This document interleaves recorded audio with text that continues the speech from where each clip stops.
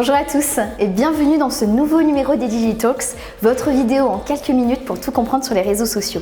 Je suis Émeraude Lamier, consultante et directrice social media pour l'agence L'Homme a vu l'ours. Et aujourd'hui, nous allons voir tous les critères à remplir pour avoir un compte LinkedIn digne des plus grands entrepreneurs. Allez, c'est parti. L'opération Ninja.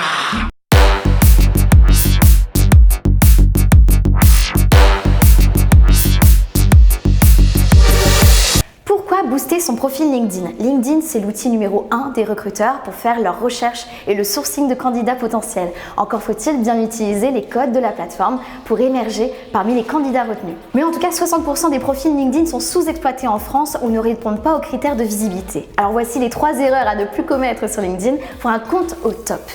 Considérez son profil LinkedIn comme un CV, ça ce n'est pas très bon. Sur LinkedIn, c'est l'algorithme qui commande. Ce n'est donc pas une bonne idée de simplement y mettre votre CV et quelques entreprises où vous avez travaillé auparavant. N'oubliez pas qu'un recruteur effectuera ses recherches par mots-clés ou expressions-clés. Responsable marketing, directeur commercial, food tech par exemple, ce sont autant de mots qui doivent apparaître dans votre profil, dans vos posts et dans vos articles. Pensez mots-clés et requêtes de recherche pour booster votre profil. Seconde erreur, animer son profil de LinkedIn comme un Facebook. Trop de personnes utilisent encore LinkedIn comme un réseau social traditionnel, alors que c'est un endroit qui a pour but de montrer votre crédibilité et de prouver votre expertise. L'objectif n'est pas tant de gagner des contacts comme des fans, mais plutôt de convaincre à travers des projets, des articles, des photos prises sur le vif, pendant un atelier effectué dans votre entreprise, pourquoi pas. Troisième erreur, être inactif. Vous avez rempli votre profil et envoyé des invitations à de nouveaux contacts, c'est bien, mais ce n'est pas suffisant. Pour être visible sur LinkedIn, il faut surtout produire du contenu. Un post détaillé et bien rédigé, une vidéo, un gif animé, un verbatim, un article de fond, une publication de vos PowerPoint ou encore PDF à partager, peu importe le format, vous pouvez publier 2 fois par semaine pour rendre votre profil actif. Chaque réseau social est construit autour d'un algorithme, ce fameux calcul qui va décider de qui peut voir quoi. Quand je m'exprime sur LinkedIn, par exemple, malheureusement, ce n'est pas toute ma communauté qui va me voir. Un panel test va s'engager ou non avec mon post grâce à un like, un commentaire, un partage et va définir ainsi le succès ou non de mon message. Ce n'est pas pour rien que tout en haut à droite de votre écran, il y a la version antéchronologique et la version algorithmique de votre fil d'actu.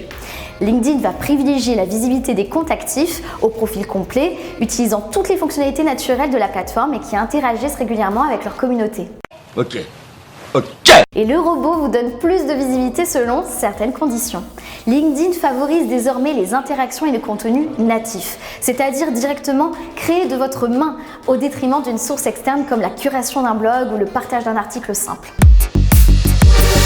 Maintenant, passons à la pratique. Nous allons vous donner les astuces de l'agence L'Homme a vu l'ours pour optimiser un profil sur LinkedIn. La photo de profil et de couverture, ça peut paraître banal, mais en tout cas, elle est essentielle à votre profil. Sans photo de profil, votre compte peut paraître suspect, voire même fake. Mais qui dit réseau pro dit aussi photo pro. Aussi, un titre professionnel clair. LinkedIn va vous proposer de créer un titre à votre profil. Indiquez-le en fonction des cibles que vous souhaitez attirer vers vous grâce à des mots-clés dans votre titre. Et forcez l'outil pour indiquer aussi le nom de votre entreprise, un bon moyen de vous référencer. Par contre, on va éviter les acronymes comme DIRCOM, RP, CEO. Le résumé, beaucoup ne le complètent pas, mais il est très important, encore une fois, pour le référencement. Vous aurez ainsi 4 fois plus de chances que votre profil soit trouvé par un recruteur. Alors le jeu en vaut vraiment la chandelle. C'est aussi le moment de montrer votre personnalité. Créez quelque chose de bien léché, original, évitez le copier-coller, même partiel, pour un référencement optimal. Les expériences sont trop souvent inexploitées. Il faut prendre un peu de temps pour les rédiger, raconter en détail vos points forts qui caractérisent votre profil, ajouter également des mots-clés et des médias pour illustrer votre propos. Les compétences et recommandations, l'algorithme prend aussi en compte les votes sur vos compétences.